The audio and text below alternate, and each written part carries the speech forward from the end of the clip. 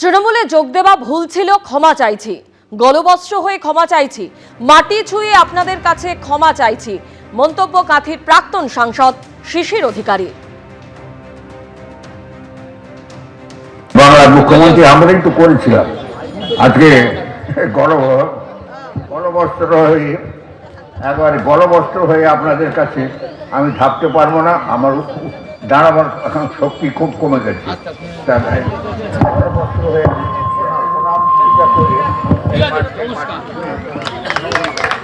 এই মাটি ছুঁয়ে আপনাদের কাছে ক্ষমা চাইছি, ক্ষমা করে দিবেন। একটা ভুল পথে চলে গেলাম এবং সেই ভুল পথে আপনাদেরকে সঙ্গে নিয়ে গেলাম, আপনাদের আমরা করতে পারলাম, আমরা চোখ থেকে ঠস করে জল পড়ে যায়। এই সমস্ত পরিবার স্বাধীনতা যুদ্ধে আপনারা যা দিয়েছেন, আপনাদের পরিবাররা যা দিয়েছে, ভারতবর্ষে অক্ষরে অক্ষরে লেখা আছে মহাপেটখানায় দিল্লিতে, অন্য কোথাও খুঁজে পাবেন না। ব্রাহ্মণ সন্তান আপনাদের কাছে ক্ষমা চেয়ে নিচ্ছি, আমি ভুল করেছিলাম, আপনাদেরকে সেই পথে চালিত করেছিলাম, আপনারা ক্ষমা করবেন। টেলিফোনে এই মুহূর্তে আমাদের সঙ্গে রয়েছেন আমাদের প্রতিনিধি ঋত্বিক প্রধান। ঋত্বিক, আমরা শুনলাম যে ভগবানপুরের বিজেপির রাজনৈতিক কর্মসূচি, যেখানে কাঁথির প্রাক্তন সাংসদ শিশির অধিকারী তিনি বলছেন যে তৃণমূলে যোগ দেওয়া ভুল ছিল, ভুল পথে চলে গিয়েছিলাম, ভুল পথে আপনাদেরও সঙ্গে নিয়ে গিয়েছিলাম। বিধানসভার অন্তর্গত ইটাবেড়িয়া এলাকায় বিজেপির তরফ থেকে একটি যোগদান সভার আয়োজন করা হয়। সেই সভায় উপস্থিত ছিলেন ভগবানপুরের বিজেপি বিধায়ক রবীন্দ্রনাথ মাইতি এবং সঙ্গে ছিলেন শিশির অধিকারী। শিশির অধিকারীর হাত থেকে কতিপয় তৃণমূল ব্যক্তিত্ব সেখানে উপস্থিত হন এবং বিজেপিতে যোগদান করেন শিশির অধিকারীর হাত থেকে বিজেপির পতাকা নিয়ে। তারপরেই কিন্তু শিশির অধিকারী বক্তব্য রাখতে গিয়ে তিনি স্পষ্ট বলেন যে আমি সাধারণ মানুষের কাছে ক্ষমা চাইছি, কারণ আমি নিজেও ভুল পথে গেছিলাম, আপনাদেরকেও ভুল পথে নিয়ে গিয়েছিলাম। একদম সরাসরি তৃণমূলকে আক্রমণ করে তিনি এই কথা বলেন এবং সেই সঙ্গে তিনি বেশ কিছু প্রকল্পের নাম ধরে বলেন যে যেমন 116 জাতীয় সড়ক সম্প্রসারণ সহ ট্রেন লাইনের সম্প্রসারণ, দীঘা তমলুক রেলপথ সম্প্রসারণ এবং এছাড়াও একাধিক প্রকল্পের উদাহরণ টেনে তিনি বলেন এই সমস্ত প্রকল্পের জন্য কোটি কোটি টাকা তিনি কেন্দ্র থেকে বরাদ্দ করে এনে দিয়েছিলেন, যে সমস্ত টাকা কিন্তু এখানে বাস্তবে প্রকল্পের মাধ্যমে রূপায়িত হয়নি এবং সেই টাকা সমস্ত দীর্ঘদিন ধরে ফেলে রেখে তার ইন্টারেস্ট তুলেছেন এই রাজ্য সরকার এবং সেই টাকা তারা ভোগ করেছেন এবং সেই জায়গায় কিন্তু প্রকল্প রূপায়িত না হওয়ার ফলে কিন্তু পরবর্তীকালে এই সমস্ত টাকা ফেরত গেছে। এমনই সমস্ত উদাহরণ তুলে ধরে তিনি মানুষের কাছে ক্ষমা প্রার্থী হন এবং বলেন যে তৃণমূলে যোগদান করা এবং তৃণমূলকে ক্ষমতায় আনা তার ভুল ছিল। সেক্ষেত্রে তিনি নিজে যেমন ভুল পথে চালিত হয়েছিলেন, তেমনই ভাবে তার সঙ্গে সাধারণ মানুষকে ভুল পথে চালিত করেছিল। যদিও তৃণমূলের আর এই মুহূর্তে আমরা টেলিফোনে যোগাযোগ করে নিয়েছি তৃণমূল কংগ্রেসের সোশ্যাল মিডিয়া সেলের ইনচার্জ দেবাংশু ভট্টাচার্যের সঙ্গে। দেবাংশু, শিশির অধিকারী তিনি বিজেপির রাজনৈতিক কর্মসূচিতে বলছেন তৃণমূলে যোগ দেওয়া ভুল সিদ্ধান্ত ছিল, ক্ষমা চাইছেন তিনি মানুষের কাছে। না, এই আবার কোন একটা মঞ্চ থেকে কবে বলবেন উনি যে বিজেপিতে যোগ দেওয়া ভুল হয়েছিল? এরা তো কোনটা জীবনের ভুল কোনটা জীবনের ঠিক এটাই আজ অব্দি বুঝে উঠতে পারলো না।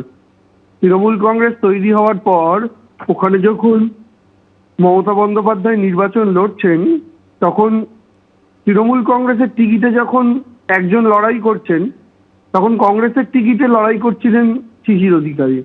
ফলে শিশির অধিকারী, শুভেন্দু অধিকারীরা কখনোই তৃণমূল কংগ্রেসের প্রথম দিনের সৈনিক ছিলেন না। মমতা বন্দ্যোপাধ্যায় ধীরে ধীরে যেমন সমস্ত জায়গাতেই সংগঠন বৃদ্ধি করেছেন, পূর্ব মেদিনীপুরেও সংগঠন বৃদ্ধি করেছেন, অনেকে এসেছেন অনেকে গেছেন। 2011-তে আমরা কিছু আসন জিতেছি, 16-এ কিছু আসন জিতেছি। তারপরে এই পরিবার বেরিয়ে যাওয়ার পরেও 2021-এর বিধানসভা নির্বাচনেও কিন্তু আমরা 9টার কাছাকাছি বিধানসভা আসন সেখানে জিতেছিলাম, ফলে 16টার মধ্যে সংখ্যাগরিষ্ঠ। ফলে স্বাভাবিকভাবেই আমরা সেখানে আমাদের মতো করে ফল আগাগোড়াই করেছি। কে শিশির অধিকারী থাকলেন না থাকলেন তাতে মমতা বন্দ্যোপাধ্যায়ের প্রতি সমর্থনে কিছু যায়ওনি, কিছু আসেওনি নতুন করে। তবে শিশির বাবুর একটু সমস্যা হচ্ছে, উনি আবার একার সিদ্ধান্তে চলতে পারেন না। উনি আবার ছেলে যেখানে উনিও সেখানে, বলে উনি ক্ষমা চেয়ে লাভটা কি আছে? কালকে যদি ওনার ছেলে বলে আমি লালু প্রসাদ যাদবের দল করব, আরজেডি করব, উনি আরজেডিতে যোগ দিয়ে তখন কান্নাকাটি করে বললেন বিজেপিতে যোগ দেওয়া ভুল হয়েছিল। বলে ওনার এসব বক্তব্যের কোনো ভ্যালুই নেই।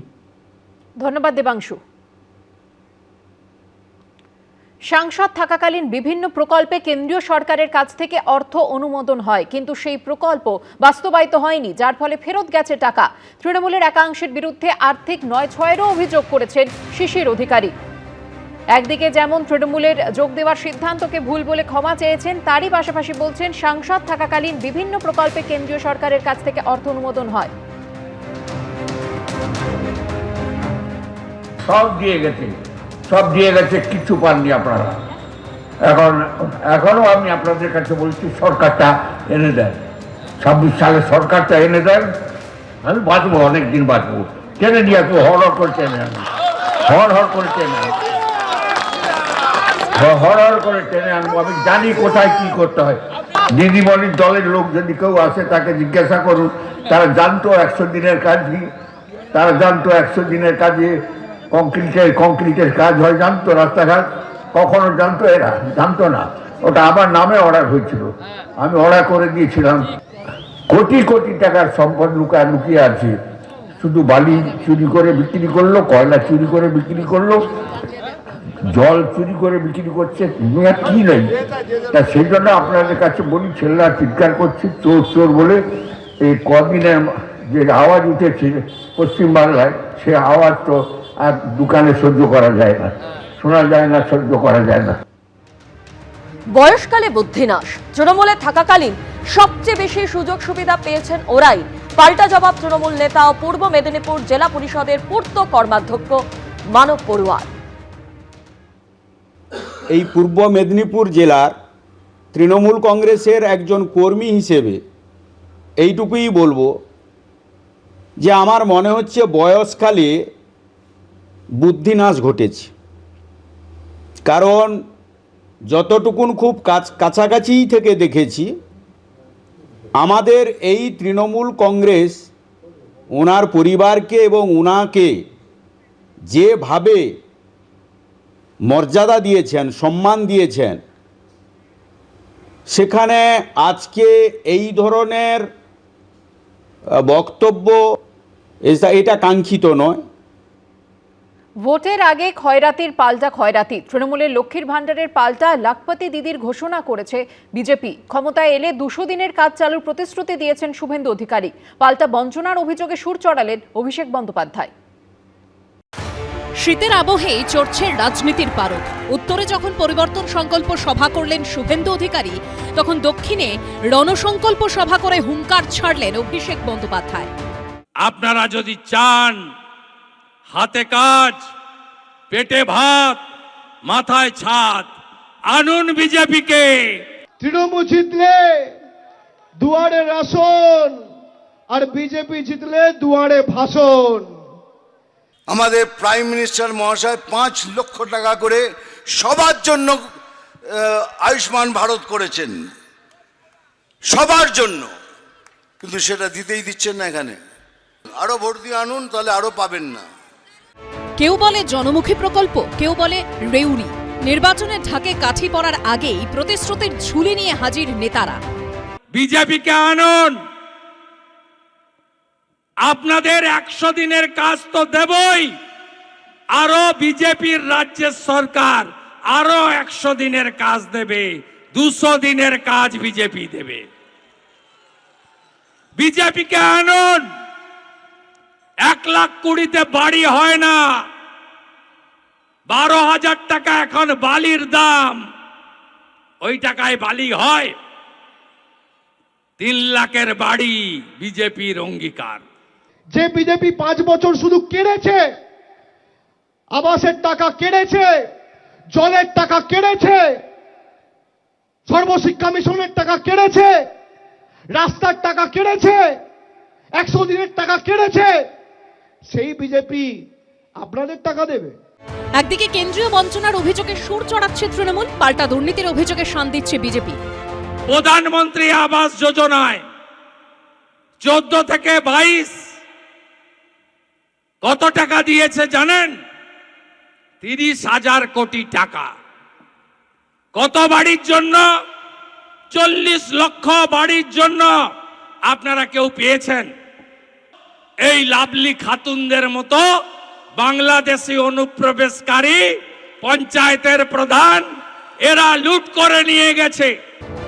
কন্যাশ্রী, লক্ষ্মীর ভাণ্ডারের মতো প্রকল্প চালু করে ভোট বাক্সে ডিভিডেন্ড পেয়েছে তৃণমূল। লক্ষ্মীর ভাণ্ডারের ধাঁচে প্রকল্প চালু করেছে অন্যান্য রাজ্য। মধ্যপ্রদেশের শিবরাজ সিং চৌহানের লাডলি বেহেনা প্রকল্প তো ছিলই, মহারাষ্ট্রে চালু হয়েছে লড়কি বেহিন প্রকল্প। আবার বিহারে ভোটের ঠিক মুখে মুখ্যমন্ত্রী মহিলা রোজগার যোজনায় 1,21,00,000 মহিলার ব্যাংক অ্যাকাউন্টে সরাসরি 10,000 টাকা দিয়েছেন নীতিশ কুমার। আমি এই মঞ্চ থেকে আর একটা চ্যালেঞ্জ ছুড়লাম, বাপের বেটা হলে চ্যালেঞ্জ অ্যাকসেপ্ট করবেন। বাংলা বাদ দিন, পাশে ত্রিপুরা আপনারা ক্ষমতায়, আসাম আপনারা ক্ষমতায়, মেঘালয়ে আপনাদের সরকার, এনডিএ সরকার।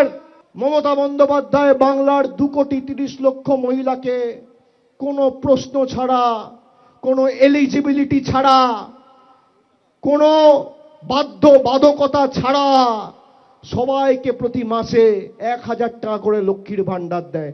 আপনি 12টা-15টা রাজ্যের মধ্যে একটা রাজ্যে যদি বাস্তবায়িত করে দেখাতে পারেন, অভিষেক বন্দ্যোপাধ্যায় রাজনীতি করবে না। বিহারে বলেছিল ক্ষমতা এলে 2 লাখ টাকা দেবো, 10,000 টাকা দিয়ে কেটে পড়েছে, আর দেখানি। বিহারের মতো এসএইচজি গ্রুপ লাখপতি দিদি বানাবো, আর আমাদের উড়িষ্যা সরকার বছরে 50,000 টাকা দেয় একবার, সুভদ্রা যোজনা। নীতিশ কুমার জি এককালীন 10,000 টাকা ঢোকায় অ্যাকাউন্টে। আসাম সরকার 2,500, মধ্যপ্রদেশ সরকার 3,000, দিল্লির রেখা দিয়ে 2,500, হরিয়ানার নায়েব সিং সাইনি 2,100, দেবেন্দ্র ফাডনাবিস 2,000 টাকা করে মাসে দেয়। চিন্তা করবেন না, বলে লক্ষ্মী ভান্ডার বন্ধ করে দেবো, ওর বাপের টাকা। নির্বাচনের আগে ঝুড়ি ঝুড়ি প্রতিশ্রুতি শোনা যাচ্ছে, ভোটে জয়ের পর সেসব পূরণ হবে তো? সেটাই সবচেয়ে বড় প্রশ্ন। কৃষ্ণেন্দু অধিকারী, শুভেন্দু ভট্টাচার্য ও সৌভিক মজুমদারের রিপোর্ট, এবিপি আনন্দ। এবিপি আনন্দ, এগিয়ে থাকে, এগিয়ে রাখে।